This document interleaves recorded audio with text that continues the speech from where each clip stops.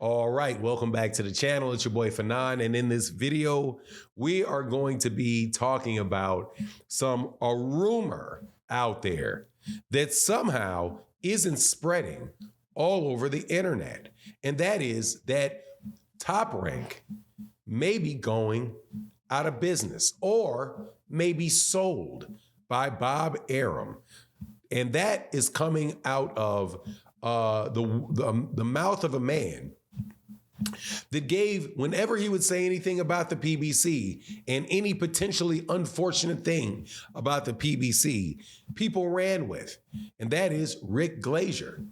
Now, let's talk about what that is that was said, and let's talk about whether or not that can have an effect on the world of boxing. Let's do that in this video.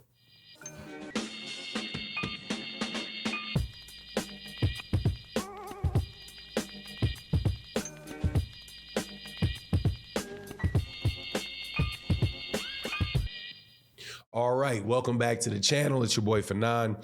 And in this video, we're going to be talking about promotional issues in the sport of boxing. Word on the street from one guy who I have absolutely no desire whatsoever to fool you into thinking that I believe that they're a credible source. I don't. Okay? And that's not the point.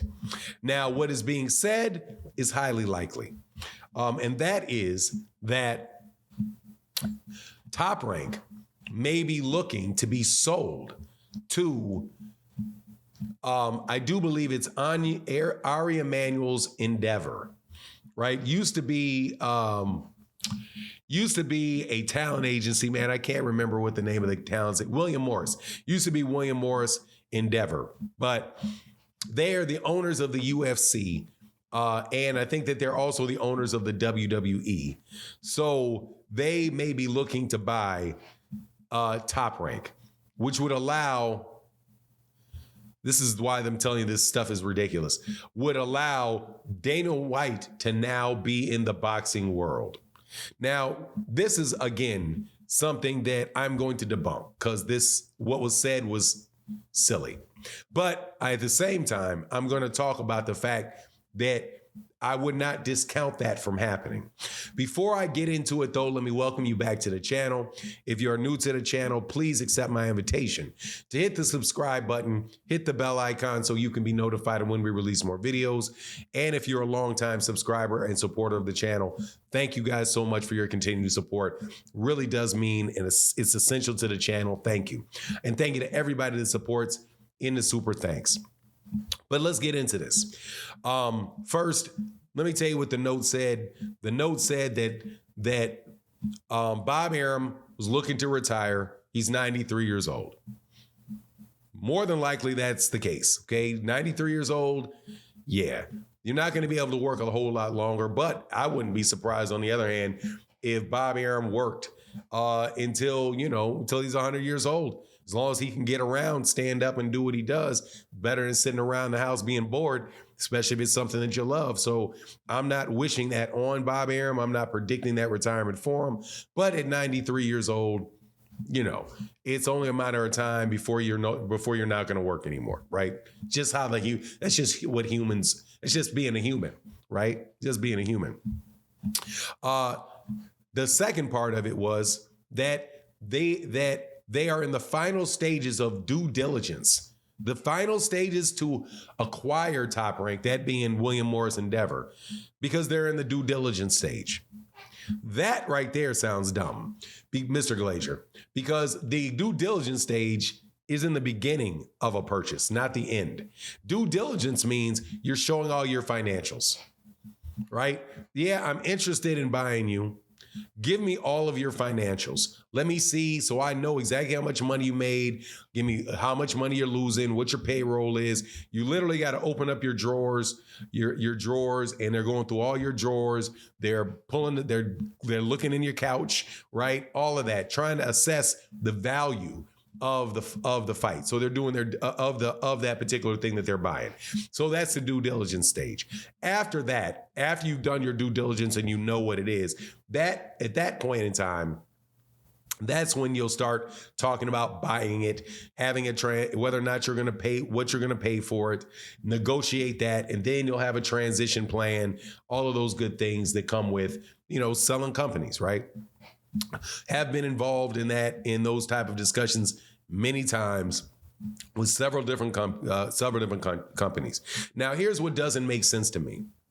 What doesn't make sense to me is that Dana White would get into boxing. That doesn't make any sense to me. And why would I say that makes no sense to me?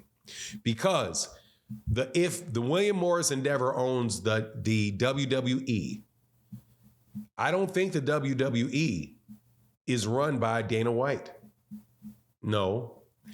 Dana White runs the UFC, right?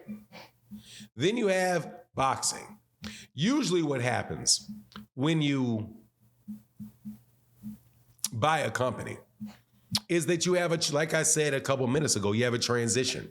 And a lot of time you keep the staff that was there before you bought them, or key members of the staff you keep. So Todd DeBuff would be, to me, it seems like the guy that would be running it initially would be Todd DeBuff, or the people that are already there, or even more likely, the person that would continue to be there and be the figurehead of it or run the company would be Bob Arum himself. Because they would say, yeah, Bob, we want the company, but we know that you're a big part of the brand. Bob Arum, it's Bob Arum and Top Rank. So Bob Arum is putting Bob Arum's name ahead of Top Rank for years. So more than likely, they're going to keep Bob Arum. Why would they give it to Dana White, who does not have any experience really in promoting boxing matches? Now, the idea that William Morris Endeavor would buy Top Rank, I don't know about that, because the WWE is self-contained. They don't have really have any competitors for all of the talent that they have. WWE is not even a real sport. I know some people take it very seriously, but I don't. So the UFC has all their fighters within the UFC. Top Rank has an ESPN contract, but their fighters have to fight with PBC. Their fighters have to fight with Matchroom. Their fighters have to fight with like Monster Inoue over in Japan. They have to fight with guys. They have to do partnerships over there in the UK with Frank Warren. Also, seeing as several of their big name fighters are co-promotional deals, how do you even value that, right? So I'm sure a lot of the value in Top Rank, though, is related to their masters that they have for all the fights that they put on for the last 50 years. I think that there's probably a tremendous amount of value in those things. However, I don't know really if that's going to be as attractive to William Morris Endeavor as the WWE would be, or the UFC would be. So, I mean, all around, the idea that Bob Arum will be selling Top Rank, yeah, no doubt about it. I 100% believe that. Just like I believe that Oscar De La Hoya would sell Golden Boy Promotions in a minute, right? There's just not there. I don't know what the value is within those particular organizations outside of the masters that they own and the value of the contracts that they have with those fighters. But seeing as those fighters that they have contracted are for limited amount of times, and they can easily go to other promotional outfits that compete, it seems like the UFC would have a harder time actually dealing with the fighters that are signed to Top Rank than they would with the wrestlers that are signed to the WWE or WWF, whatever you call it now, or the UFC. So anyway it goes. Nah, I'm not really buying all of this stuff. I would find, though, that I do find that it's interesting now that Rick Glazier is working with Golden Boy, that now his target is not just the PBC, that his target is now shifted to the PBC and Bob Arum, working for Oscar De La Hoya, who, by the way, is the same entity that owns Ring Magazine. What a scam. But anyway, that's my take on the matter. Please let me know what you think in the comment section. And with that, I'm out. Deuces.